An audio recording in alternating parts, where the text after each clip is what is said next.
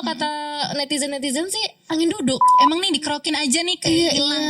Apakah sebelum mudik udah ada gejala-gejala yang seperti itu dan memberat setelah mudik?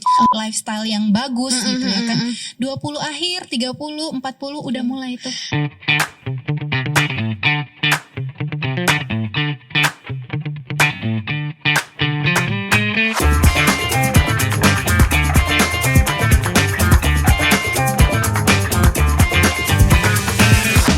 Roda berputar menyusuri jalan. Kampung halaman jadi tujuan. Mudik membawa rindu dan kebahagiaan. Namun jangan lupa, kesehatan tetap jadi perhatian. Assalamualaikum warahmatullahi wabarakatuh. Halo Sobat Aulia, dengan Echa di sini di podcast Ada Cerita di Aulia edisi Lebaran. Nah, mumpung Lebaran nih, kayaknya seru deh kalau kita bahas tentang mudik, terus kesehatan juga. Tapi Echa nggak sendiri sih hari ini karena udah kedatangan narasumber yang luar biasa, dokter umum Aulia Hospital, dokter yang cantik, ceria dan cerdas. Siapa lagi kalau bukan Dokter Muti. Say hi. Halo Dokter Muti. Hai Kak Echa dan halo semua sahabat Aulia. Oke, biasa kita ngobrol di Poli. Sekarang kita ada di podcast Ada Cerita di Aulia ya dokter. Untuk pertama The first kali time for us ya dokter. Oke dokter, gimana, sehat? Alhamdulillah Kak Echa gimana? Sehat? Alhamdulillah sehat. Alhamdulillah pagi-pagi banget ya kita udah podcast ini ya. Jelas ya. Jelas. Biar semangat pagi. Semangat pagi Sobat Masih Aulia. terpancar. Semangat pagi dan semoga selalu sehat dimanapun berada. Amin. Oke dokter, hari tahun ini mudik gak sih? Oh mudik. Oh iya, Alhamdulillah. kemana? Alhamdulillah lumayan jauh ya. Ada berapa jam ya waktu itu ya? Ada berapa provinsi yang sudah Berapa terlewati? provinsi? Enggak, ke Enggak. Bangkinang City aja. Itu lumayan jauh ya. Lumayan jauh Lumayan ya. jauh. Kira-kira kalau udah ada tol sekarang ya? Ada. Udah berapa ada. jam tuh dok? Kurang lebih 1 jam udah 1 sampai. jam Insya Allah, ya. Luar biasa. Kak Ica gimana? Mudik nggak? Oh tahun ini enggak sih. Oh jaga gawang. ya Jaga berarti gawang. ya. Oke. Tim jaga gawang Jaga ya. gawang di Pekanbaru. Pemain inti Pemain nggak inti. pulang. Oke dok, bicara tentang mudik nih kan 1 jam ya, macet nggak dok? Kebetulan waktu masuk tolnya aja yang macet. Oh, masuk. Karena Oh, yang waktu ngantri itu kan tol. kemarin pada balik ke Sumbar mungkin ya. Jadi arus baliknya masih ke Sumbar ke arah sana. Jadi Iya, lumayan iya, macet iya, masuk iya. tol. Pas udah keluar tol udah enggak. Kira-kira berapa jam atau berapa menit? Tolnya aja 30-45 30 nggak menit nyampe ya, ya sekitar segitu. Itu di hari apa dokter berangkat? Waktu itu hari Lebaran kedua. Hari apa tuh? Hari Minggu kah? Ya udah lebaran kedua ya, nggak terlalu ini tapi Nggak pun terlalu. 30 menit Iya, lumayan ya. lumayan. Iya. Ngomong-ngomong dokter aslinya dari mana sih? Asli kalau misalnya ngikut orang tua kali ya, Sumbar. Oh Sumbar. Tapi udah lama menetap di Pekanbaru. Oh jadi Minang Pride. Minang Pride. Dari ayah sama ibu? Ayah ibu. Wow. Sumbar. Asli Minang Pride. Terus kalau lahirnya di mana? Kalau lahir kebetulan lumayan dekat. Gak percaya. Di Sorong, Papua Barat. Wow, serius? Iya, serius. Terakhir kali ke Sorong, Papua itu kapan sih? Kurang lebih waktu dilahirkan ya 28 tahun yang lalu. Jadi ceritanya kenapa tuh kok bisa lahir di situ? Kebetulan waktu itu keluarga mama ikut papa waktu itu dinas di Papua. Jadi lagi hamil dan kebetulan lahir di sana. Oh, dokter anak berapa? Anak pertama. Wow, dari berapa bersaudara? Bertiga, cewek semua. Oh, cewek semua. Serikandi Serikandi. ya. Oke, kan mudik ya. Tapi kalau kita bicara tentang mudik kan itu kayak perjalanan jauh yang berjam-jam banget. Apalagi kalau Sumbar, Benar. itu udah kayak fenomena tiap tahun ya dokter. Betul. Kayak harus dirasakan gitu Macet. ya. Kayak macet Macet. banget. Nah itu kalau lagi dihubungkan sama kesehatan kan itu kayak jadi nyeri pinggang. Benar. Terus kayak nyeri sendi, pusing, mual gitu. Apalagi Echa, dulu ya udah lama sih nggak pulkam, tapi Echa tuh tipe orang yang kayak harus minum antimo dulu. Oh, oke. Nggak bisa. Iya. Menarik nih. Kan kayaknya beda-beda orang ya. Kalau Echa tipenya yang kayak udah dicoba kayak misalnya tanpa antimo gitu kan, mudik, tapi pasti mual, muntah, pusing. Oke. Terus tapi kayaknya ada juga orang yang menikmati jalanan juga bisa. Itu kenapa ya dok? Sebenarnya sih kayak kalau misalnya coping orang masing-masing itu kan beda ya, dan juga sinergi dari tubuhnya juga beda-beda. Ada yang tahan, ada yang nggak tahan. Itu kan kembali lagi tuh ke keseimbangan.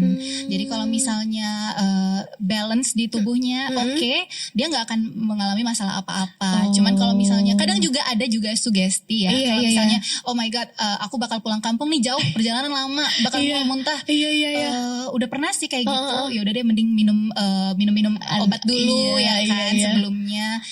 Jadi kalau misalnya udah minum obat gitu. Tapi memang kadang ada juga orang yang seperti itu. Tergantung. Terus ada juga kayak kadang kalau misalnya dia duduk di depan kayak dia fine aja, tapi kalau duduk di belakang langsung mabuk. Kadang ini juga sih kalau misalnya kayak sempit, terus misalnya kayak pengaruh dari udara. Ada juga kalau kayak fase dingin, terus juga pengap kan kalau misalnya terkungkung nih di dalam mobil lama-lama berjam-jam.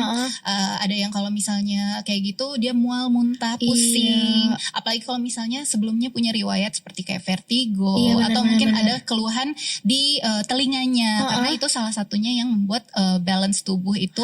Kalau misalnya ada keluhan telinga itu biasanya kadang bikin nggak seimbang. Jadi posisi juga mempengaruhi dan akhirnya jadinya mual, muntah, pusing, ada keluar keluhan seperti itu.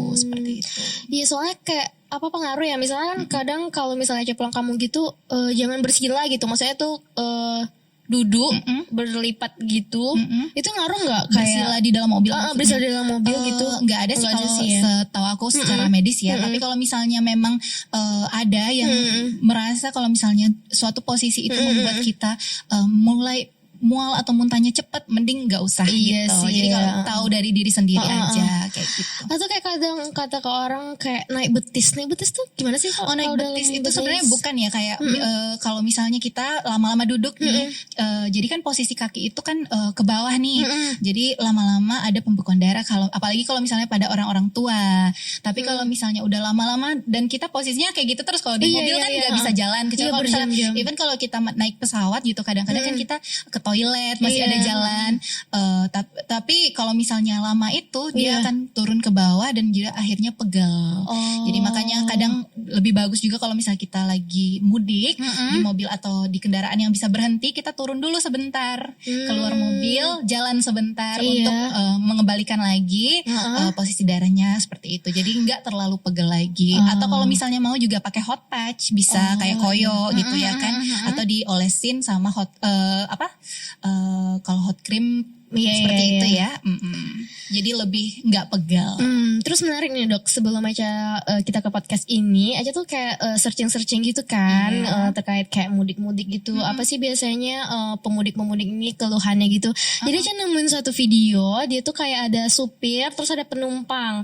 Nah terus dia tuh kayak keringat dingin, terus katanya dia juga nyeri dada, terus mual, pusing kayak gitu. Tapi justru pertolongan pertama supirnya malah kerokin, ngasih minum hangat. Terus kalau kata netizen sih angin duduk. Angin duduk. Jadi kayak kalau kata netizen sih itu masuk angin karena kelamaan duduk. Itu maksudnya apa sih dok?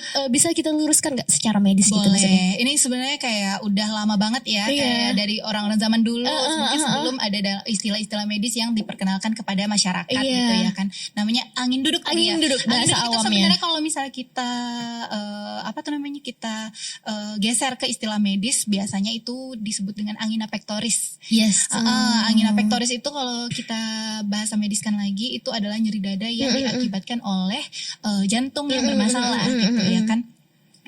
Kalau misalnya gejalanya biasanya itu ada nyeri dada yang terasa terhimpit kurang lebih 10 sampai 15 menit gitu ya kan, menjalar ke bahu, ke leher, ke dagu atau ke punggung, ke lengan kiri. Nah, itu.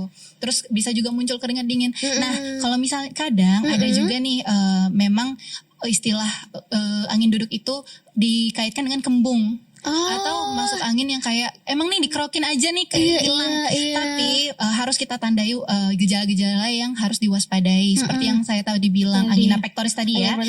Nyeri dada yang terasa dihimpit nggak berkurang terus menerus kurang lebih 10 sampai 15 menit dia terus menerus nggak ada berhenti menjalar ke lengan kiri, ke bahu, ke leher, ke dagu, ke rahang atau ke punggung, itu harus diperhatikan sekali.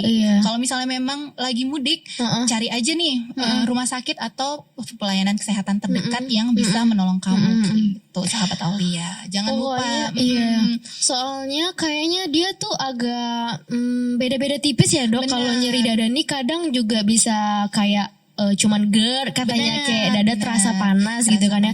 Jadi coba bedanya apa tuh dok, kayak serangan kayak lagi GERD atau pas nyeri dada, lebih spesifiknya? Nah yang seperti yang tadi, kalau misalnya GERD itu lebih ke kayak ada nyeri ulu hati, nyeri ulu hati yang kadang disertai dengan ada rasa mau apa tuh namanya, regurgitasi, sendawa asam di tenggorokan gitu ya kan. Tapi kalau misalnya si angina pectoris ini tadi yang nyeri dadanya itu memang tertimpa memberat menjalarnya ke bagian-bagian tubuh yang saya bilang tadi, kemudian harus dilakukan pemeriksaan yang lain. Jadi kalau misalnya kamu merasakan itu dan sahabat Aulia nih tiba-tiba kayak gitu kan, langsung cari ke IGD atau fasilitas kesehatan yang terdekat karena harus dilakukan pemeriksaan lain seperti EKG. Nah, EKG atau rekam jantung itu perlu banget untuk melihat apakah ada elektrolit kelistrikan jantung yang ada bermasalah atau tidak. Elevasi atau memang ada cuman stabil seperti itu kan.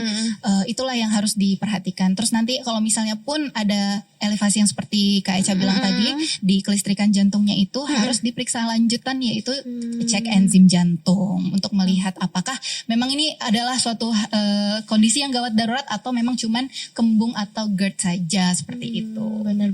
Begitu sahabat Aulia. Terus dokter, misalnya kan ya kita nggak tahu ya kalau lagi mudik kan lagi macet panjang banget gitu, tiba-tiba kayak ada serangan yang kayak gitu.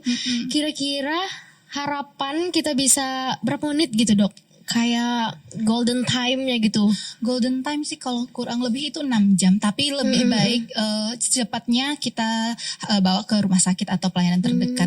Cuman memang kalau misalnya kita lagi mudik sahabat Aulia, lebih baik itu kita persiapan. Salah satunya kemana nih titik-titik rumah sakit atau pelayanan yang terdekat dari kita. Jadi kalau misalnya ada apa-apa, apalagi nih kita membawa orang tua atau anak kecil, bayi, ibu hamil, yang kita nggak tahu kan apa yang bermasalah, yang kita nggak tahu juga apakah kita akan sampai tujuan tepat waktu atau macetnya itu sampai melebihi dari perkiraan kita gitu. Jadi kita harus tahu titik-titik mana nih. Misalnya kita dari suatu titik A, berarti kalau misal di titik A itu macet gak sampai ke titik B, di mana lokasi pelayanan kesehatan terdekat dari titik kita itu. Atau misalnya zaman sekarang kan juga udah ada tuh yang namanya Google Maps atau Waze atau aplikasi apapun yang bisa membantu kita, itu boleh di download dulu.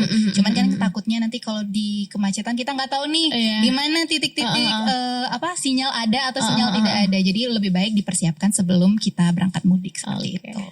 Berarti kembali lagi, misalnya kalau lagi kondisi panik banget kan, yang kayak tadi, kan sebenarnya sayang banget ya kita melewati golden time. Pertolongan pertama justru dikerokin, karena mungkin banyak masyarakat kita yang belum tahu dengan ciri-ciri khas serangan jantung itu.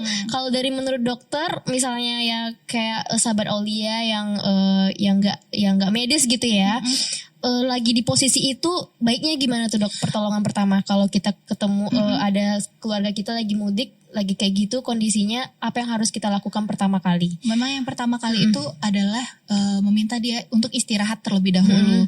Kalau misalnya kita nggak tahu kan, bisa juga kita menelpon ke pelayanan kesehatan terdekat itu yang seperti yang tadi saya bilang ya kan.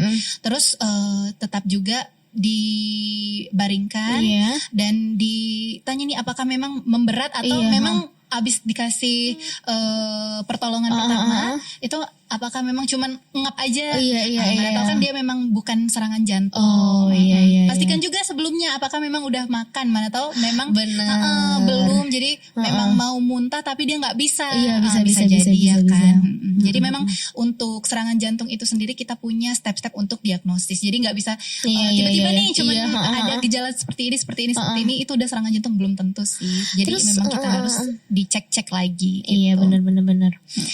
Terus dok, terus kalau mudik tuh kan juga buat kadang sampai demam. Benar. Terus pusing banget, badan pegel-pegel. Kan kalau menurut dokter nih, rasanya masa pemulihan itu butuh berapa hari normalnya? Dan kalau misalnya dalam jangka waktu itu tidak sehat juga, abnormalnya berarti itu kapan gitu dok? Oh kalau misalnya untuk kayak demam ya, Iya. sebelumnya Dia habis mudik nih, habis mudik. Terus kayak udah pusing, ya badan pegel-pegel kayak meriang kayak gitu. Mungkin Iya. kan daya tahan tubuhnya udah turun gitu ya. Butuh waktu berapa lama untuk pemulihan gitu? Sebenarnya kalau misalnya untuk pemulihan itu orang beda-beda. Beda-beda. Ya. Jadi kalau misalnya kita lihat dulu nih, apakah sebelum mudik udah ada gejala-gejala yang seperti itu dan memberat setelah mudik, atau nih kan lagi kumpul-kumpul keluarga tuh banyak orang, kita nggak tahu apa yang diderita masing-masing keluarga kita itu dari kampungnya kan pada mudik di satu daerah yang sama gitu ya kan, entah beliau-beliau itu ada yang membawa penyakit atau apa yang kita tidak tahu.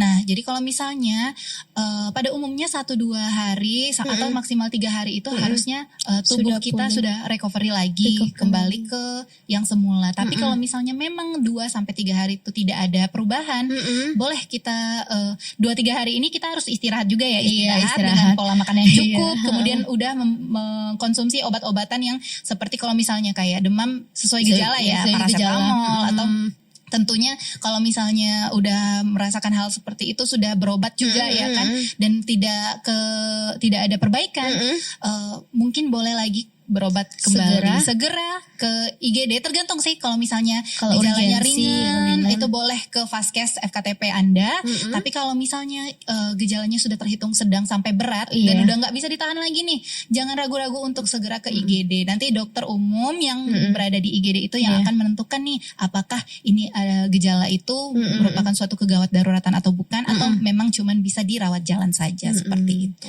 Soalnya kan kadang kita suka abai ya sama sinyal-sinyal tubuh kita. Benar. Jadi sahabat Aulia jangan ragu untuk memeriksakan kesehatannya, apalagi sahabat Aulia yang pasca mudik lebaran. Benar. Ya kan. Terutama nih Kak Eca, kalau misalnya yang perlu diperhatikan tuh ya seperti orang-orang tua yang lansia, kan pasti tuh ada orang tua kita, nenek kita, kakek kita yang ikutan nih pas mudik karena mau balik kampung, udah lama nih gak ketemu sama keluarga-keluarganya. Terus juga ibu hamil, bayi, anak-anak kecil. Nah, apalagi nih kalau misalnya yang rentan seperti udah punya penyakit sebelumnya bawaan atau autoimun, atau memang ada penyakit kronis seperti diabetes, hipertensi, jantung, ya, itu harus di note banget sih. Iya. Justru malah harus mempersiapkan kondisinya lebih prima sebelum mulai mudik. Kalau bisa pun cek kesehatan ya kan, cek dokter. kesehatan sebelum dan mudik konsul sama dokter spesialisnya sebenarnya sih untuk yang pasien jantung, diabetes, yang punya penyakit kronis. Sebelumnya sih harusnya udah ada jadwal di polinya atau di vaskesnya untuk berobat dan mendapatkan pengobatan. Dan jangan sampai di skip tuh obat-obat dia mentang-mentang puasa. Pasti kan ada di edukasi tuh bagaimana cara makan obat saat puasa. Bukan di skip, tapi ada metode-metode dan waktu-waktu tertentu untuk makan obatnya seperti itu. Soalnya kita kebablasan banget ya dari Ramadan ke Lebaran. Makan itu. apa aja kita Lebaran ini dok? Oh my god, santan. Terus minum-minuman yang dingin, kaleng-kalengan, kue-kue, mentega, soda. Itu manis-manis semua. Ada di rumah kayaknya kalau misalnya nggak dicicipin mungkin katanya kurang nih, nggak berasa lebarannya. Tapi memang orang-orang yang rentan seperti yang tadi saya sebutkan, orang-orang yang beresiko memang harus dijaga makanan. Mungkin kalau misalnya mau nyicip-nyicip sedikit boleh tuh dipotek. Atau jangan dimakan satu porsi gitu ya kan. Dan sebaiknya malah dihindari. Apalagi kalau misalnya orang-orang yang merokok, nanti di combo sama santan, di combo lagi sama soda-soda gula tinggi. Itu Kebablasan ya. Sebenarnya boleh, tapi asal tidak berlebihan ya dok. boleh asal tidak berlebihan dan tahu porsi bagaimana tubuh kita Gimana tubuh kita bisa menerimanya sampai sejauh mana. Jangan sampai bablas. Benar sekali. Dan juga mungkin kita yang muda-muda ini memang sekarang belum terasa efeknya, ya kan dok? Tapi fun fact ya Kak Eca, kalau misalnya sekarang di 2026 ini angka orang-orang yang sudah menderita diabetes atau penyakit gula, terus hipertensi, penyakit jantung itu bukan orang-orang yang di atas 50-an lagi. Benar banget sih. Ini fenomena yang 30, 20 akhir pun itu udah banyak yang menderita hipertensi, penyakit jantung. Yang namanya juga penyakit jantung bisa jadi serangan jantung yang tidak tahu kita kapan dapat atau kapan di emang silent killer. Benar, silent killer.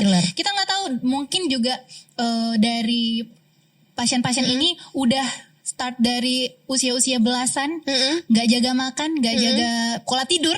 Ya jangan lupa ya, jangan nggak menjaga pola tidur, nggak menjaga pola makan, terus juga nggak ada olahraga, stagnan, tidak apa tuh namanya, tidak lifestyle yang bagus gitu ya kan.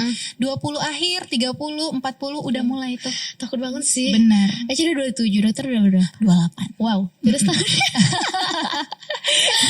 iya semua takut banget karena kayak udah ada yang gagal ginjal di masa muda kayak 20 kita kayak udah risk banget ya dok. Betul sekali. Gagal ginjal yang udah cuci darah. Sampai di rumah sakit kita pun udah ada orang-orang yang 20-an itu udah mulai dilakukan cuci darah. Kayak, jadi memang harus di-note kebetulan aja di poliklinik kan, jadi kayak 19 tahun udah HD, udah cuci darah. Dan rutin 2-3 kali per minggu loh itu, 1-3 kali per minggu itu lumayan menakutkan juga ya kan. Pasti ngaruh ke psikis dan benar ya. Apalagi masih muda. Terus dok, nih sudah mudik, udah bekerja kembali lah ya. Kayaknya kita udah produktif lagi. Benar. Apa sih layanan kesehatan di Aulia kira-kira yang bisa sobat Aulia dapatkan atau apa-apa aja mungkin pelayanan kesehatan di Aulia yang bisa sahabat Aulia datang dan untuk cek-cek dulu nih. Apalagi nih dari mudik ya Kak Eca ya. Dari mudik. Jadi mungkin ada banyak sekali pelayanan kesehatan di Aulia Hospital yang bisa sahabat Aulia dapatkan. Mulai dari cek lab atau ada di layanan poli umum yang diberikan oleh dokter umum, poliklinik spesialis yang dilayani oleh spesialis mulai dari spesialis bedah, spesialis penyakit dalam, penyakit jantung, spesialis paru, kemudian spesialis anak untuk anak-anak kita, dan juga spesialis obgyn untuk ibu hamil dan juga menyusui dan sebagainya. Kemudian poliklinik di Aulia itu banyak sekali, boleh nanti cek langsung ya di Instagram atau di seluruh platform sosial media Aulia Hospital. Dan biasanya itu jadwal poliklinik spesialisnya akan diupdate secara berkala di seluruh platform dari Aulia Hospital. Media sosial Aulia Hospital. Kemudian selain poliklinik umum dan poliklinik spesialis juga ada poli gigi. Mungkin dari kemarin-kemarin juga ada yang sakit gigi. Masuk banget nih. Sakit gigi akan bisa langsung ke poli gigi di Aulia Hospital. Bener sekali, yang untuk scaling ya kan? Untuk memperindah lagi ya kan. Bener. Dari yang sebelum-sebelumnya dari mudik sakit gigi bisa langsung ke Aulia Hospital. Cek lab juga harus loh ya.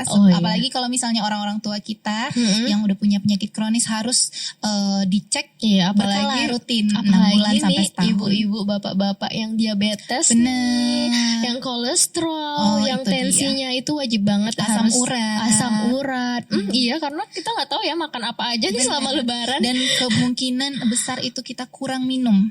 Karena minum-minum manis ya minum kan. Air putih terlebih lagi ya dokter. Minum minuman yang manis tuh kayak kita bikin udah minum.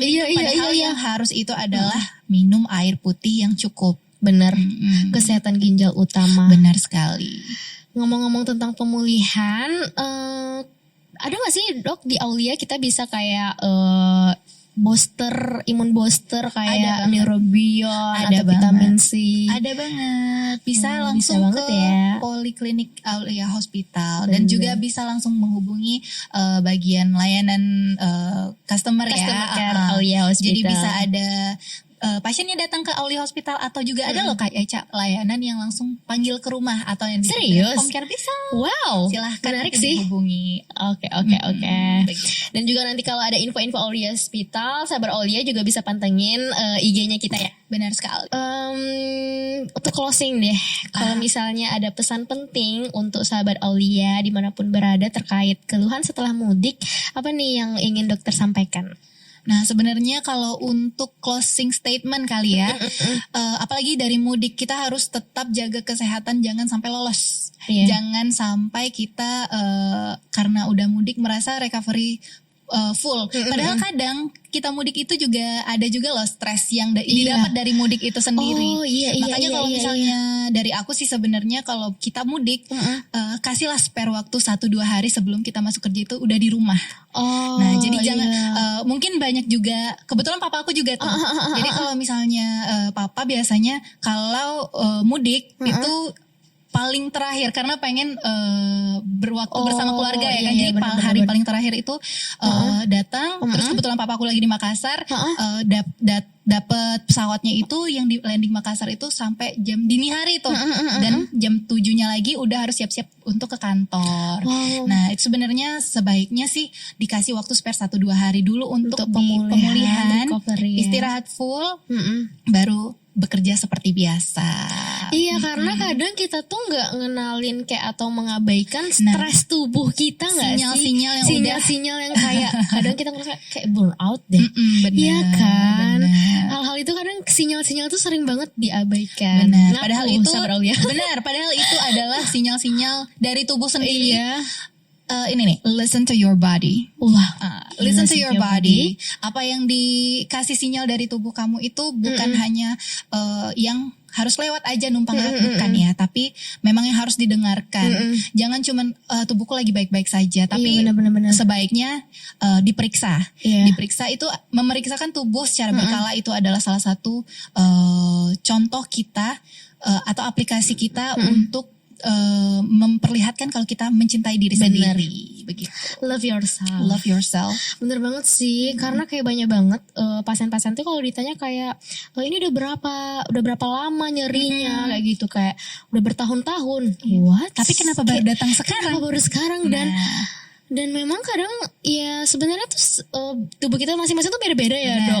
Kadang ada yang dia sensitif, dia cepat ngasih sinyal. Ada yang kayak ya kita nggak tahu ya kalau kayak cancer atau apa gitu kan udah stadium akhir kayak misalnya gagal ginjal juga tahunya kan udah ini saat kan mau cuci darah. Jangan jauh-jauh deh, kayak misalnya kalau banyak kayak pasien diabetes juga udah ada gangren, udah ada luka DM baru ke rumah sakit tuh sayang banget sih Sobat Aulia. Benar. Yang penting itu adalah sebenarnya penyakit itu bukan sesuatu yang harus ditakuti, tapi penyakit itu semakin cepat kita tahu penyakit kita, semakin cepatlah kita bisa mendapatkan pertolongan. Kemudian semakin cepat juga kita memperbaiki tubuh kita dan juga lebih baik prognosis atau kedepannya itu lebih baik. Lebih tahu, lebih cepat itu lebih baik. Betul untuk sekali. kita mengatasi Jangan dan memberi ditakutkan. solusi. Itu sih sebenarnya. Oke, kayaknya udah nggak terasa ya. Lumayan juga ya, Lumayan kita juga ya hari cuap-cuap ini. hari ini. Semoga nggak hanya cuap-cuap, tapi Semoga juga bermanfaat dan mengedukasi dan juga mengajak Sobat Aulia untuk lebih aware lagi, untuk lebih sayang lagi sama tubuhnya. Jangan mengabaikan sinyal-sinyal, apalagi ini udah momen Lebaran ya. Kita tahu ya gimana pola makan kita, gimana pola lifestyle kita. Kayak ini kesempatannya kita untuk menyayangi tubuh kita dan sampai kita berjumpa di bulan Ramadan dan Lebaran tahun depan. Amin. Jadi Makanya harus banget jaga kesehatan. Betul sekali. Bener sekali. Aduh, makasih banyak banget dokter. Terima kasih banyak Kak Eca untuk podcast pertama kita ini. Mungkin akan ada podcast lainnya. Ditunggu ya. Ditunggu ya. Perjalanan jauh penuh ceria. Cakep. Bertemu keluarga, hati pun lega. Cakep.